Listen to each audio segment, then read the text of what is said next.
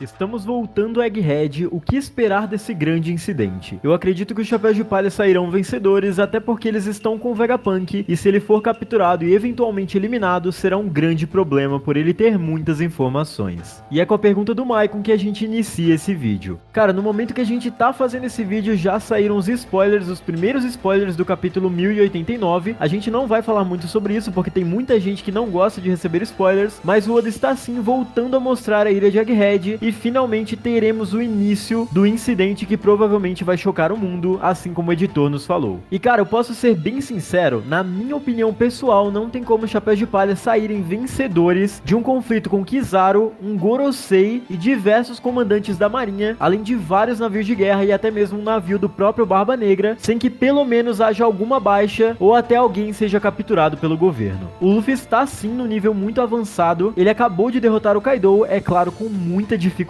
e com certeza não sozinho, mas pode-se dizer que a luta contra o Lucy e com os próprios Serafins deve estar cansando um pouco o Luffy. E ele não vai estar 100% se ele for lutar contra Kizaru e contra o Gorosei. Mesmo que ele tenha ao seu lado Zoro, Sanji, Jinbei e os demais, é muito difícil que com todos esses oponentes de uma vez eles consigam sair ilesos dessa ilha e navegar para fora dela com o Sunny como se nada tivesse acontecido. Vai ser muito difícil uma fuga ser executada, talvez haja até uma negociação do Gorosei com o Luffy, pelos Yonkous terem de certa forma uma relação com o governo mundial, a fim de manter o equilíbrio dos mares, mas se fosse para apostar em alguma coisa, eu apostaria em pelo menos na morte do Vegapunk ou a sua captura pelo governo mundial. Até porque ele está sendo mantido como refém pela Vegapunk York, num local que nenhum dos Chapéus de Palha sabe onde fica. E o Luffy com certeza não vai sair dessa ilha sem o Vegapunk, porque ele prometeu levá-lo com ele para fora de Egghead. Então basta a gente esperar os próximos capítulos, vai ter uma pausa na semana que vem, a gente imagina que seja por causa do Gear 5, mas daqui a 2 semanas o capítulo volta com tudo e provavelmente vamos estar no auge do incidente de Egghead. Mas antes de mais nada, vocês estão no canal Supernovas, o canal favorito do Eiichiro Oda. Meu nome é Samuel e sejam bem-vindos a mais um Supernovas Respondem, aquele vídeo que a gente responde as perguntas que vocês nos mandaram lá no Instagram e na comunidade do canal. E hoje o vídeo vai ser um pouco diferente. Pela primeira vez nós vamos fazer um Supernovas Respondem só com uma pessoa, porque Isaac e Léo não puderam gravar hoje, mas nos próximos vídeos eles já voltam. A gente vai fazer vídeo sobre o capítulo de One Piece dessa semana e nós vamos ter um vídeo sobre o Gear 5 no anime. E é claro, nós vamos conversar com vocês em live no final de semana para falar tudo sobre esse episódio maravilhoso. Mas sem mais enrolação, vamos direto para a próxima pergunta.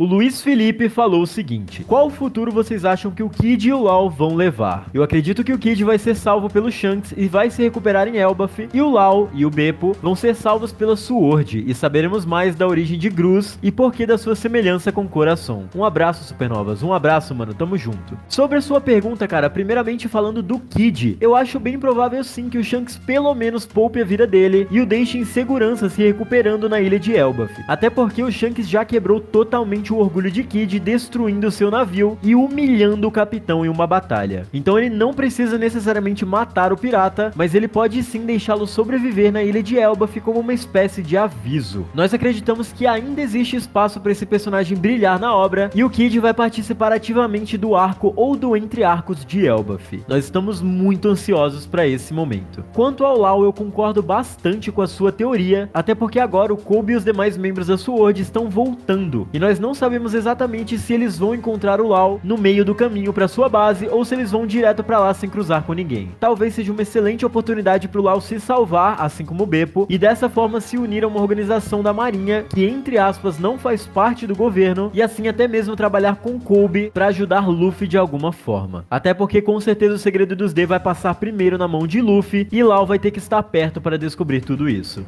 E o Lucas DSF falou o seguinte: vocês não acham que falta muito destaque para a marinha? Mesmo com a invasão na ilha de Barba Negra, só Kobe e o Garp tiveram destaque. Alguns tiveram até o seu momento, mas nada demais. Nós sabemos bem quem liderará a próxima era dos piratas, mas tirando Kobe e talvez o Fumacinha, não dá pra imaginar quem estará no topo da marinha. E cara, essa pergunta realmente é muito interessante, porque concordo plenamente com você. Existem milhares de piratas, são 5.000 só na grande frota do Luffy, mas mesmo assim parece que existem poucos marinheiros que realmente fazem a sua função de proteger o povo e trazer a verdadeira justiça para a humanidade, e parece que todos eles estão juntos na obra. Eu poderia dizer que todo aquele navio que resgatou o Kobe da ilha de Hashinozo está concentrando pelo menos uns 80% dos marinheiros bons que vão liderar a marinha no futuro, e alguns outros não aparecem, como o Smoker que você citou, e talvez o Aokiji. É claro que ele é uma incógnita muito grande e para nós ainda é muito nebuloso pensar sobre esse personagem, mas ele ainda pode ter seu destaque. Outros personagens são Sengoku, Atsuru, mas esses personagens com certeza não vão fazer parte da nova formação da marinha. Eles estarão velhos demais para isso e talvez eles fiquem apenas relaxando em alguma ilha. Mas sim, eu concordo muito com você, mas talvez o Oda tenha um plano. Ele deve estar guardando todo esse destaque para a guerra final de One Piece. Até porque é nessa guerra que nós vamos separar o joio do trigo e saber quem são os marinheiros que vão compor a nova formação da marinha depois que o Luffy destruir as maçãs podres do governo mundial. E o Guilherme Alfra falou o seguinte: salve supernovas, vocês acham que o Dragon apareceria para salvar o seu pai? Cara, a gente superestima um pouco a quantidade de acesso à informação que o Dragon tem. É claro que ele é uma pessoa que tem seus olhos no mundo inteiro, porque o exército revolucionário é muito grande, eles têm seus braços em todas as ilhas, mas ele não é onisciente, então talvez uma missão secreta da SWORD para resgatar Kobe não seja algo que o Dragon tenha tomado conhecimento, e se tomou, não é algo fácil dele simplesmente chegar lá e ajudar seu pai. Mas pensando um pouco na sua pergunta, pode ser possível que o Dragon tome alguma atitude para resgatar o Garp depois de um tempo. Se ele descobrir que de alguma forma o Garp está vivo e está na ilha de Hashinozo, ou em algum outro lugar sendo mantido cativo pelo bando de Barba Negra, ele pode sim se movimentar em direção a isso e resgatar o seu pai. Nós não sabemos, e isso é muito ruim, que até agora em mais de 1000 capítulos no mangá a gente não faça a menor ideia de qual é a relação de Garp com Dragon e nem de Dragon com seu próprio filho. O Garp já chegou a comentar vagamente sobre Dragon, mas é como se eles não tivessem muito contato. Nós gostaríamos que essa relação fosse aprofundada até o final da obra para possibilitar algum salvamento ou algum movimento nesse sentido por parte do revolucionário. Mas sim, existe a possibilidade dele salvá-lo, assim como ele fez com o Luffy na ilha de Logtown.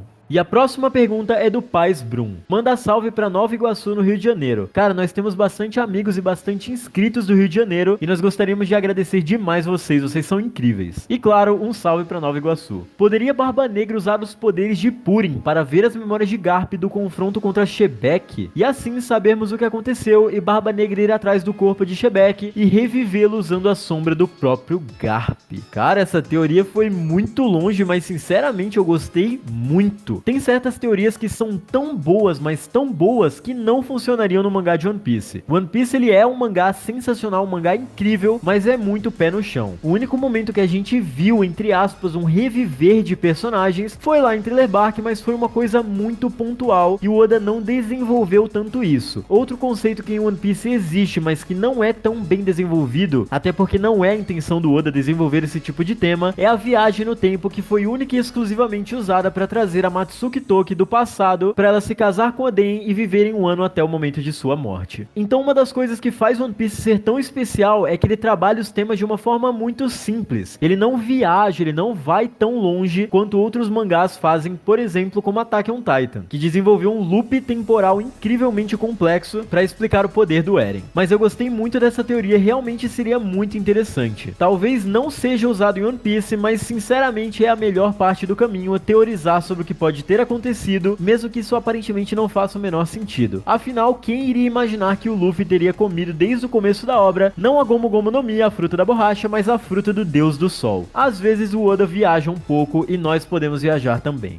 E o Eduardo Melo, falando sobre o live action de One Piece, perguntou o seguinte: na minha opinião, a aparição do Arlong no Baratie vai torná-lo mais perigoso, da mesma forma como foi a apresentação da CP9. Acho que ele vai derrotar o Luffy ali após uma traição da Nami. O que vocês acham disso? Cara, quem assistiu o trailer e quem viu a nossa live reagindo a esse trailer, percebeu que em diversos momentos antes mesmo do Arlong Park, o Arlong e seu bando aparecem pontualmente, como se fosse uma aparição pequena de um vilão final de arco ou um vilão final de uma série da Netflix, que é exatamente o que ele é. Diferentemente do mangá, que o Arlong é apenas o vilão de Arlong Park e ele não aparece em nenhum outro arco a não ser que seja mencionado sobre ele, na série live action aparentemente eles vão adaptar isso de uma forma diferente e vão fazer o Arlong dar o ar da graça dele vários episódios antes da Ilha da Nami. Isso é muito interessante porque realmente, como você falou, vai torná-lo mais perigoso. A sensação é que o Luffy vai sofrer um pouco para derrotar o Bug, e no final do arco do Bug vai aparecer o Arlong, que é muito mais poderoso que o Bug, mesmo quando os Chapéus de Palha já tiverem saído daquele lugar, só para dar uma sensação de perigo iminente, de mostrar que existe um vilão muito mais forte do que o Luffy acabou de derrotar e que ele vai precisar se tornar mais forte para derrotá-lo. Isso é muito interessante e é bem o estilo de série da Netflix mesmo. Quanto a essa suposta traição da Nami, eu acho excelente e provavelmente vai ser isso mesmo. Talvez no fim do Baratie o Arlong chegue lá, dê uma surra no Chapéu de Palha, como a gente pode ver em algumas cenas do thriller, e a Nami diga pro bando que nunca quis estar com eles e que ela é uma membro dos piratas do Arlong. Assim como mais ou menos é no anime, mas isso vai ser adaptado em um momento diferente e realmente vai ficar muito interessante numa série de 8 a 9 episódios. Nós estamos muito, mas muito ansiosos por esse live action e entramos finalmente no mês de agosto, que faltam exatos 30 dias para a estreia desse live action. E claro, vocês vão ver tudo aqui no canal. Enquanto isso, o Cronos perguntou o seguinte: ultimamente tenho pensado na possibilidade de no final desse arco ou de outro, Vegapunk morrer. Porém, antes mesmo de morrer, acabar anunciando para o mundo sobre Luffy ser Joy Boy, já que vimos ele associar a quinta marcha com as lendas de Nika, resultando assim numa algazarra mundo afora e o completo desespero do governo mundial. O que vocês acham dessa possibilidade? Cara, existe realmente essa possibilidade, até porque se a gente pensar, o cérebro de Vegapunk, que é o Punk Records, ele pode ser usado para transmitir essa mensagem ao mundo inteiro. O Vegapunk é um gênio absoluto e o personagem mais inteligente de One Piece, então para ele isso seria muito fácil de fazer. Talvez seja exatamente isso que vai acontecer e é isso justamente que vai chocar o mundo inteiro. Mas eu me pergunto outra coisa. Uma pessoa morando lá no East Blue, que não faz a menor ideia de quem é Joy Boy, será que faria muita diferença para essa pessoa saber que existe um guerreiro chamado Joy Boy e que ele retornou do passado para libertar o mundo? Talvez eles nem imaginem que eles precisam ser libertos de alguma forma. Eles sabem que existe o governo mundial, mas para eles isso é normal, sempre existiu o governo mundial. E eles não fazem a menor ideia de quem seja Nika ou quem seja Joy Boy. Eu acho que o ideal para o personagem do Luffy é trazer a liberdade ao mundo sem que o mundo precise saber que ele é o Joy Boy do passado retornado, e mais sim saber que ele é o garoto do chapéu de palha que libertou o mundo. Eu acho que isso seria interessante e eu acho que seria muito melhor do que o Vegapunk anunciar para todo mundo que Joy Boy ou Nika retornou. Até porque pro governo acho que isso nem resultaria num completo desespero, mas eles simplesmente deixariam esse boato ser apagado naturalmente porque ninguém sabe da existência de Joy Boy. Uma coisa que eu acho que o Vegapunk poderia fazer que realmente iria tornar a situação caótica e iria realmente chocar o governo mundial é anunciar sobre a existência do Insama. Mas aí nós nem sabemos se o próprio Vegapunk sabe da existência dele, mesmo com toda a proximidade que esse cientista tinha do governo, talvez isso em específico seja escondido até mesmo dele. Mas se fosse para apostar em alguma coisa, nós apostaríamos nessa revelação no lugar da revelação do Nika. E a próxima pergunta é do Lucas. Ele falou o seguinte: salve supernovas, queria que dessem a opinião de vocês sobre o novo anime do Eiichiro Oda, baseado no mangá Monsters, do deus da espada, Ryuma. E cara, sinceramente, esse anime nos pegou muito de surpresa, porque é um one shot produzido pelo Oda e que vai ser totalmente baseado no mangá Wanted, que é uma série de histórias que o Oda fez sobre personagens aleatórios, que é claro, lembram muito personagens do mundo de One Piece, e que foi uma espécie de spin-off pro que estamos vendo agora no mangá. E cara, sinceramente, eu estou muito ansioso pra assistir essa obra. Eu quero muito ver o que o Oda é capaz de fazer em um outro mangá, em um outro estilo totalmente diferente de One Piece, e é claro, nós vamos falar sobre esse anime aqui no canal. Até porque no último Supernovas Respondem, ou alguns Supernovas Respondem atrás, eu não me lembro exatamente quando foi, a gente falou, respondendo uma pergunta de um inscrito, que um dos spin-offs que a gente queria ver em One Piece é o do próprio Ryuma, o deus da espada. Até porque agora, com todo o backstage que a gente tem do próprio Zoro e do próprio Ryuma lá em Thriller Bark, a gente pode ter uma ideia do que foi planejado para esse personagem antes de tudo, antes do próprio One Piece, e será muito legal ver tudo isso animado. Então nós estamos ansiosos para isso e cara, que momento para ser fã de One Piece. É live action, Guia 5 animado e um spin-off totalmente novo do Oda. Sem falar no incidente de Egghead que está no seu auge no mangá. A gente vai ter muito a falar com vocês aqui pra frente. E é com isso que nós encerramos esse vídeo, galera. Espero que vocês tenham gostado. Se vocês gostaram, não se esqueçam de deixar o like e comentar aí embaixo o que vocês acharam. E se vocês ainda não viram o nosso último vídeo sobre o spoiler de 2009, cara, vejam. Muita gente gostou desse vídeo e, é claro, sempre tem aquela galera que não gosta tanto, mas a gente gosta muito desse debate, cara. Então vão lá, assistam o vídeo, comentem o que vocês acharam daquela teoria também, porque esse vídeo tá muito bacana. Não se esqueçam de checar os links na descrição das nossas redes sociais, o Discord, o Instagram e a plataforma de lives do canal, e aguardem porque essa semana tem live falando sobre o Gear 5 animado. E é isso, galera. Valeu!